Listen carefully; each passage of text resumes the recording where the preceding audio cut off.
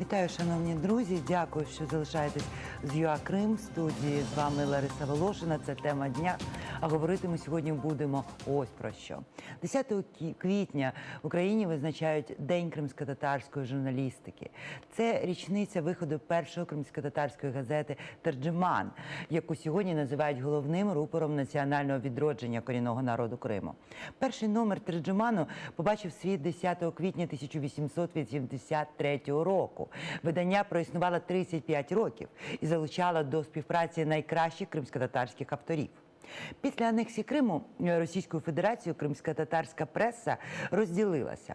Частина журналістів залишилася працювати на півострові для того, щоб зберегти кримськотатарську мову в медіапросторі Криму, а частина змушена була перебратися на материкову частину України через небезпеку журналістської роботи на підконтрольній Росії території півострова. Більш докладно про те, що таке кримськотатарська журналістика і як можна їй допомогти, ми поговоримо з нашим гостем. У нас в студії Рустем Халілов, головний редактор QHA Media.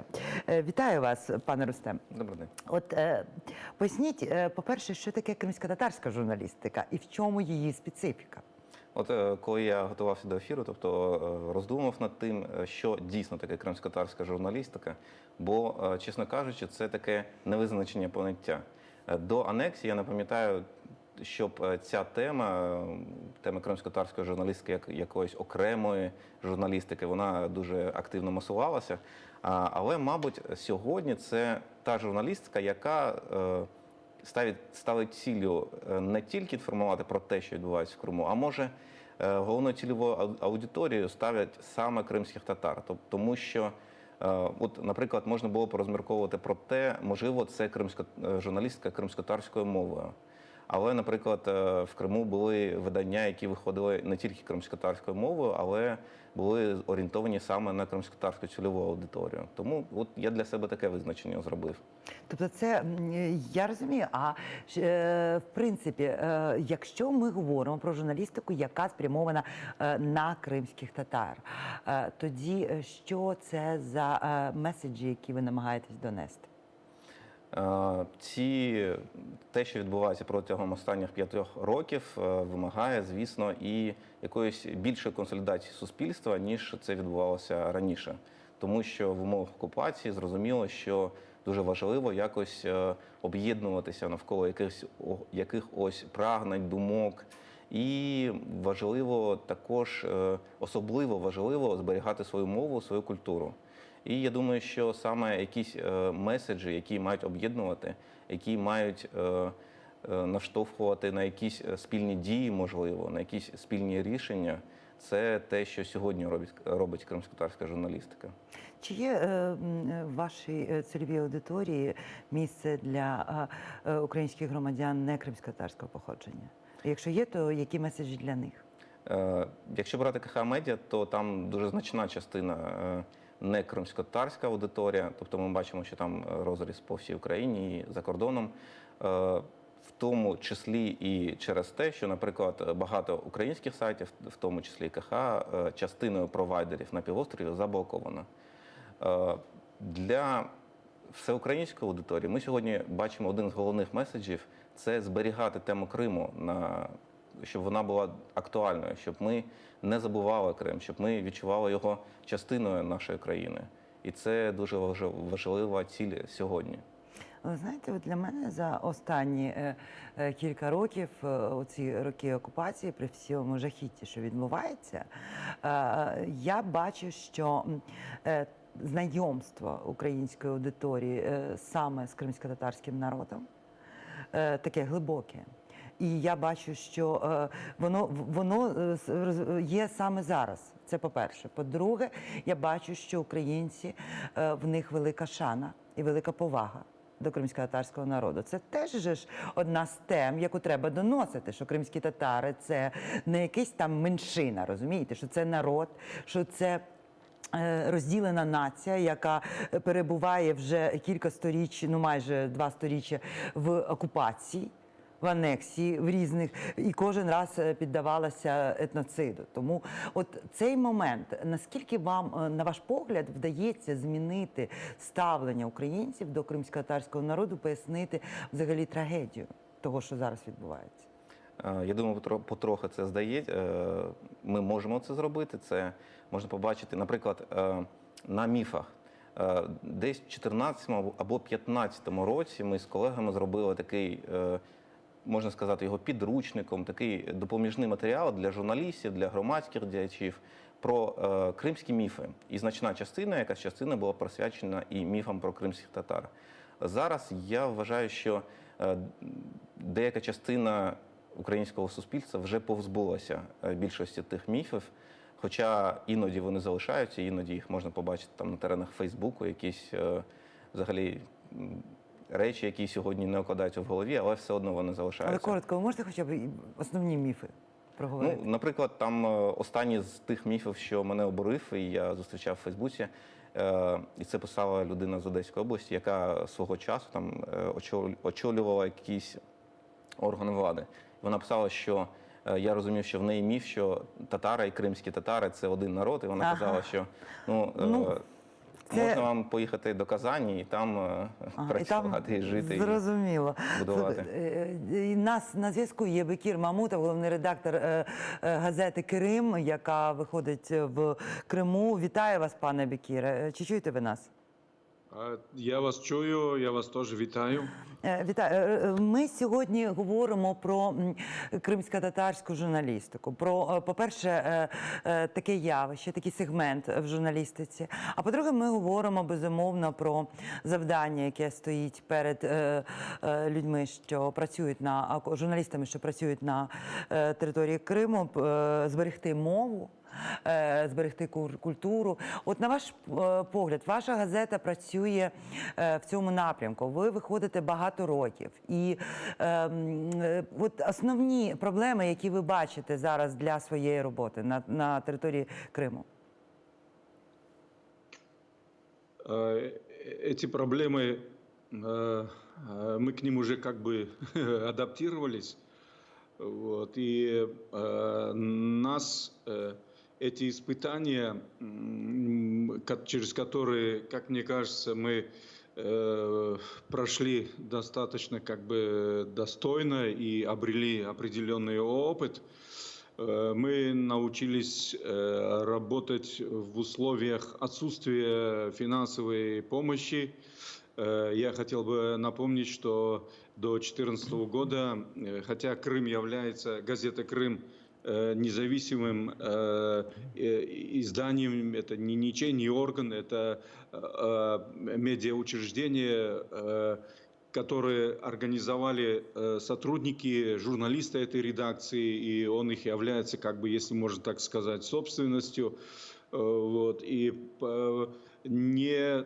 как бы сохраняя вот этот сегмент, такой формат, такой статус, я бы сказал, да, при этом мы каждый год обращались с проектами в Держкомнадс Украины и получали серьезную финансовую поддержку в размере примерно в эквиваленте 40-42 тысяч долларов, что давало нам возможность, что называется, поддерживать штаны и, самое главное, обеспечивать двухразовый в неделю выпуск газеты. Это было очень для нас важно, потому что в Крыму после депортации вот наша газета была первой, потом появились другие издания, но так и не появилось издание, которое бы выходило бы хотя бы 3 раза в неделю. Вот. Но новые условия заставили нас перейти в режим самофинансирования. И вот жертвой этого перехода стало то, что мы вынуждены были перейти опять на еженедельный выпуск.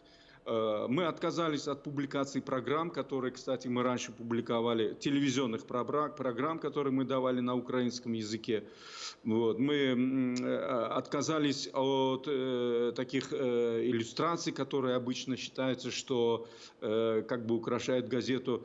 Мы перешли на сжатый такой информационно-аналитический формат, И он нам как бы при всей сухости такого формата, тем не менее, мы не только сохранили, но и увеличили своих подписчиков. И я думаю, что это произошло за счет того, что мы не только сохранили, но и усилили и смогли перевести вот в такое, я бы сказал, да, продукционное такое русло, перевести вот этот фактор своей независимости.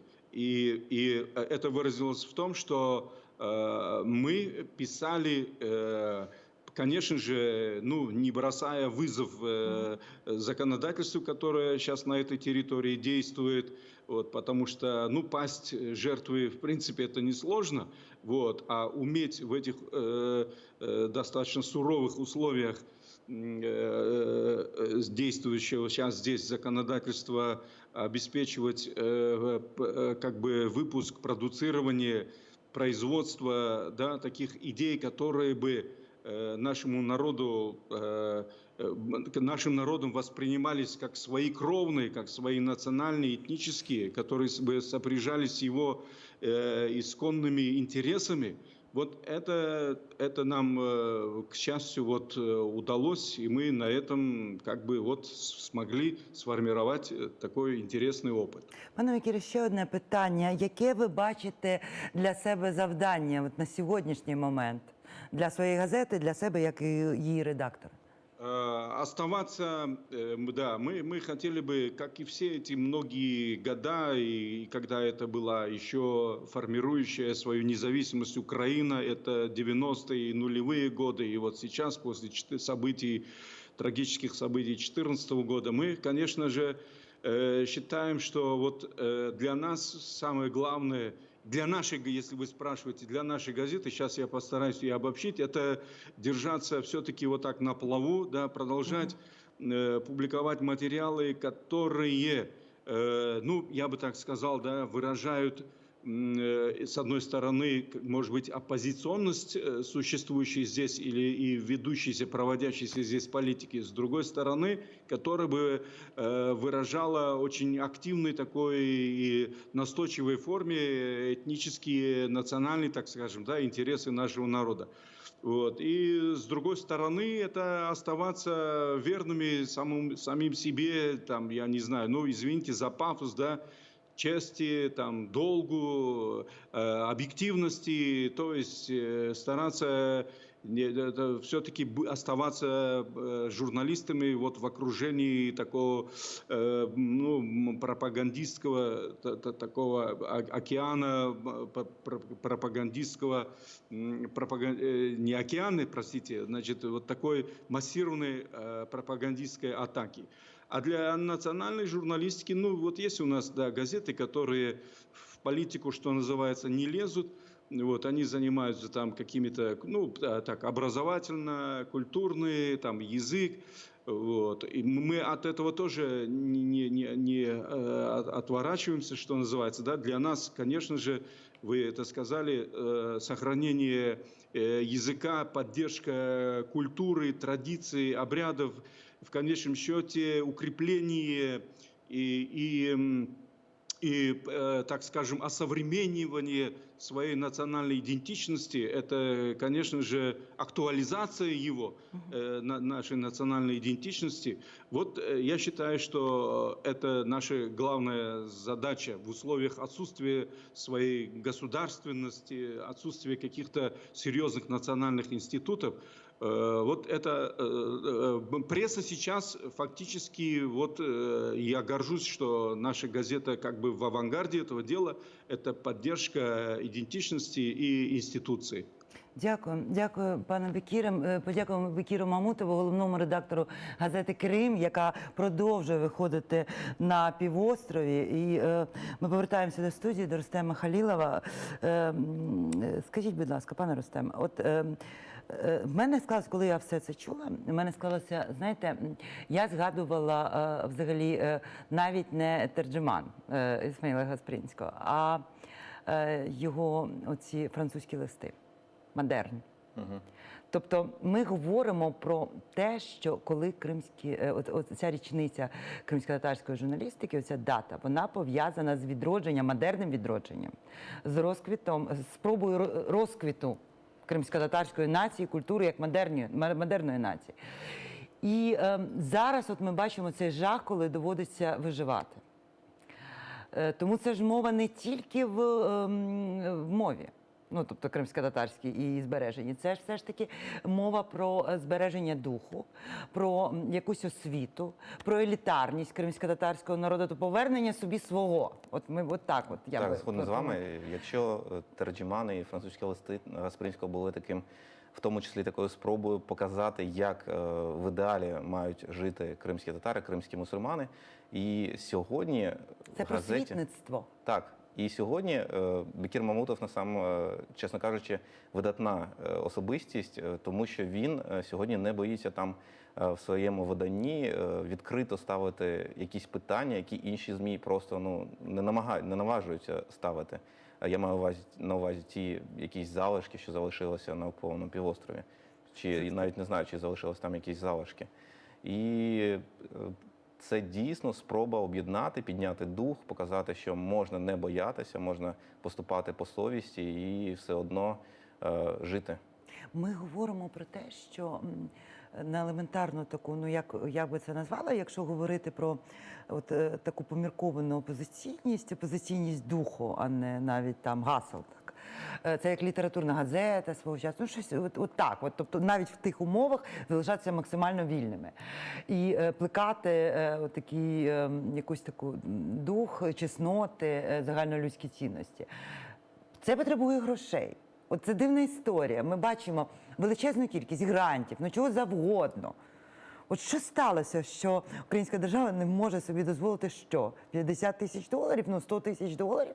На підтримку такої газети, такого завдання. На ваш погляд, що відбувається взагалі?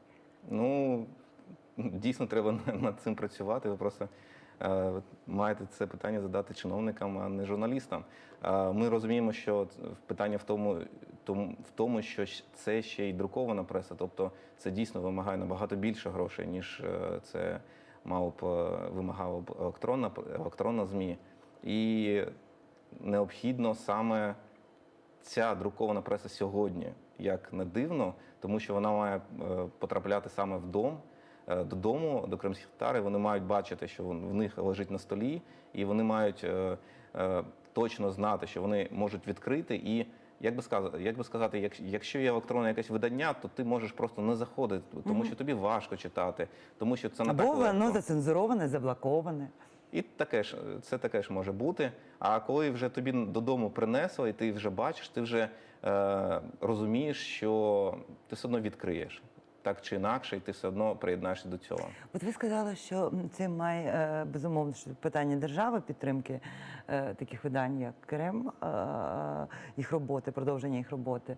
Але все ж таки, що можуть зробити журналісти? Тому що все ж таки є питання солідарності. Я хочу зараз, у нас на зв'язку Андрій Куліков, голова правління громадського радіо.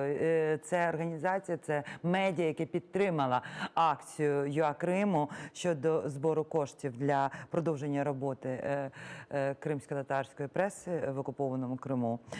Пане Андріє, ви чуєте нас? Так. Вітаю.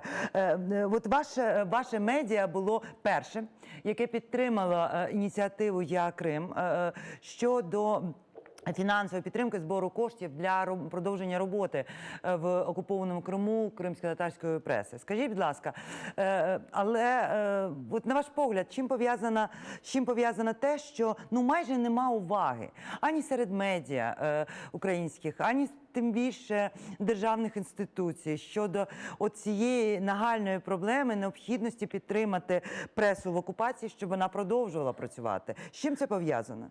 Тут ключове слово «майже». І що більше ми будемо про це думати, навіть не говорити, а думати і діяти, то і менше будемо вживати слово «майже», а потім слово «нема» перетвориться на слово «є».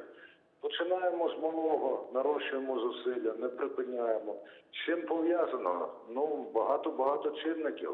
Є і втома від того, що 5 років ми живемо без Криму і немає, так би мовити, посування у цьому плані. Є, до речі, ефект президентської виборчої кампанії, де у переважної більшості кандидаток і кандидатів у виборчих програмах питання Криму або не згадувалося, або згадувалося побіжно.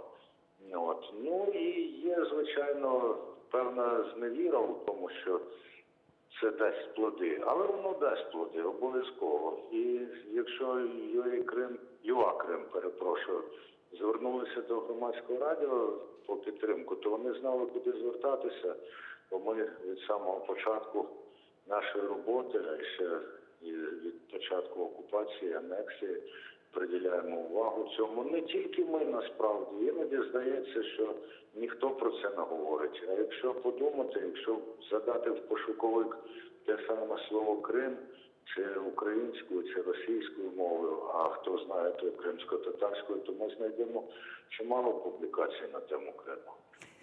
Пане Андрію, ще питання. Чи не здається вам, що однією з причин такої тиші щодо підтримки преси в окупованому Криму є хибна думка, що журналістика в окупації взагалі неможлива?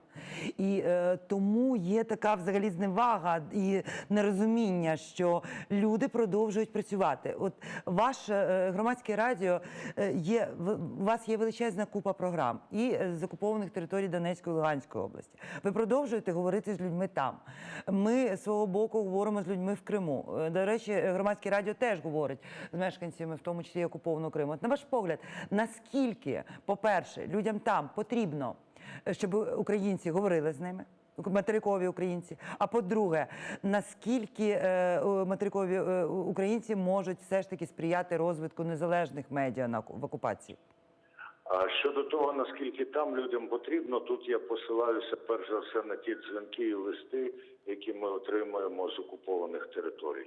Якщо надходить навіть один дзвінок або лист, або електронний лист на день, це вже свідчить про те, що там є люди, які хочуть, яким потрібно нас слухати, читати, бачити і так далі. Є, звичайно, ціла купа технічних проблем, які не дозволяють мовити. Є блокування наших сайтів на окупованій території, але тим не менше. Щодо того, що як українці на материковій частині здатні допомагати, ну так само, якщо тим людям потрібна наша увага, то кожне прочитання, кожен захід на певну сторінку, кожна перепублікація, чи як це там в соціальних мережах називається, репост, це вже є актом підтримки. Якщо у когось знайдеться гривня, 2, 10, а може і 1000 на те, щоб допомогти з обладнанням, це взагалі прекрасно. Журналістика можлива за найнеймовірніших умов, і те, що досі живе газета «Крим», те, що досі звідти ми отримуємо інформацію від блогерів, від громадянських активістів, це підтверджується. От і все.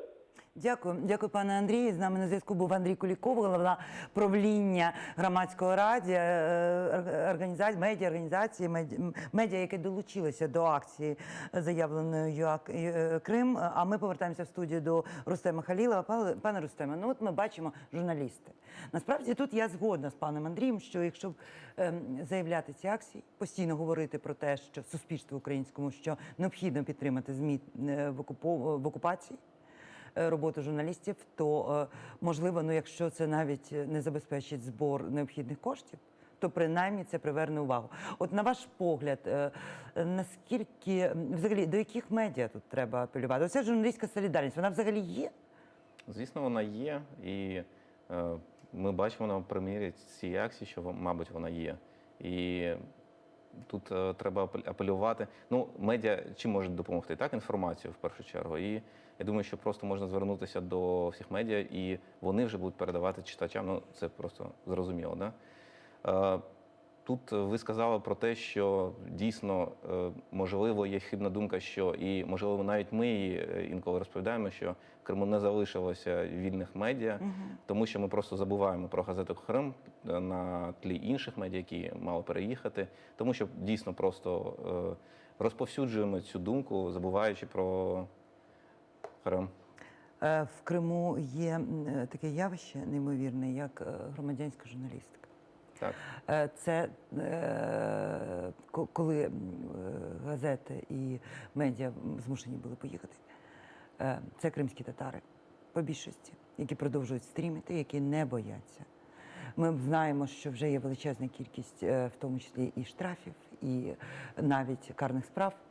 От на ваш погляд, нещодавно була Національна спілка журналістів України, голова Національної спілки пан Томіленко, він говорив про те, що, можливо, потрібно видавати посвідчення журналістів цим людям, може це їх захистить. На ваш погляд, наскільки можуть оці посвідчення захистити людей в окупованому Криму?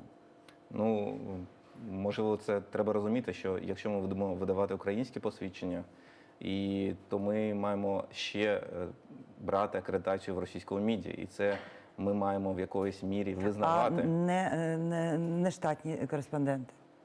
Ну, наскільки я розумію, то допоможе, я можу помилятися, але наскільки я розумію, що допоможе акредитація лише, якщо це визнані свідчення. Тобто, якщо була акредитація російського МІДу, я думаю, що, ну, якщо ви сказали про громадянську журналістику, тут минулого тижня відбулися великі затримання, обшуки, і у тому числі затримали кілька активних людей, які були вже громадянськими журналістами, які стримали, і вони не могли, звісно, передавати, що там відбувається, тому що їх затримали. Але ми бачимо, що на місце цих людей просто прийшли інші, що вони продовжували стримати, що була вся інформація щодо обшуків, що коли одні не можуть, в них немає на руці телефону, то цей телефон просто беруть в руку інші.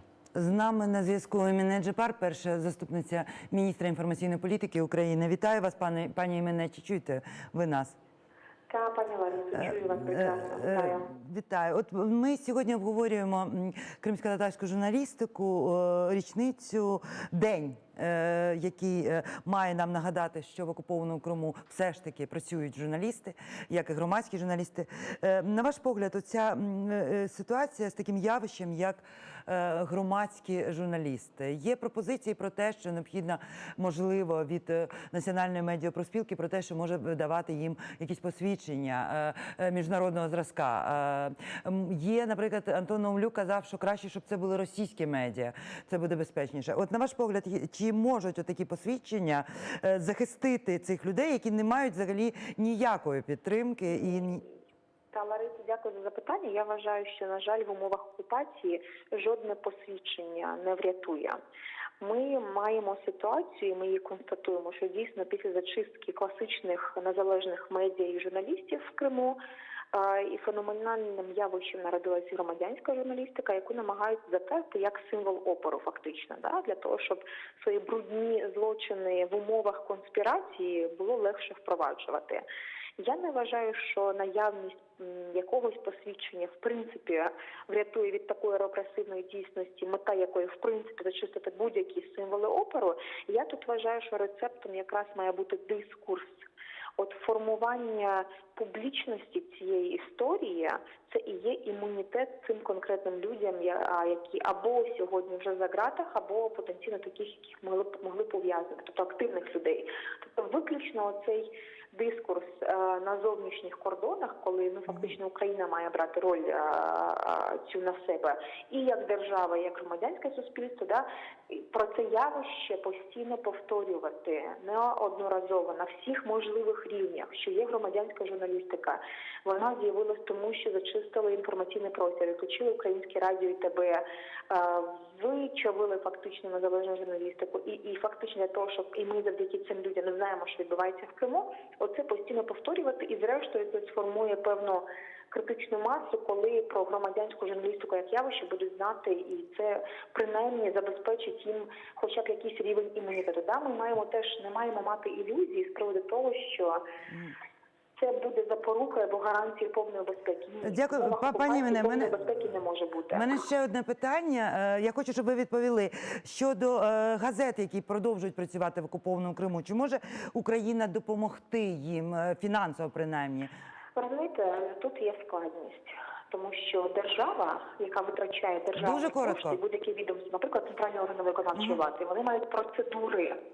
Газета, яка сьогодні реєстрована в умовах окупації, зареєстрована як кримське видання, відповідно по російських законах, не має можливості отримувати допомогу офіційно від держави Україна. Дякую, пані Імене. У нас була на зв'язку Мінеджипар. Ми повертаємося до Рустема Халілова. Ну, буквально 10 секунд. Все ж таки, держава не може допомогти, бо є процедура. Люди мають збирати, але вони мають знати для чого. На ваш погляд, що робити з цією ситуацією? Інформувати про те, що відбувається, і дійсно на людей сподіватися. Я дякую нашому гостю Рустему Халілову, головному редактору QHA Media. Дякую всім, хто був з нами на зв'язку. Щиро прошу долучитися до акції по збору коштів, тому що це вкрай необхідно. Те, про що ми говорили, допомогти мужнім людям, які залишаються в окупованому Криму.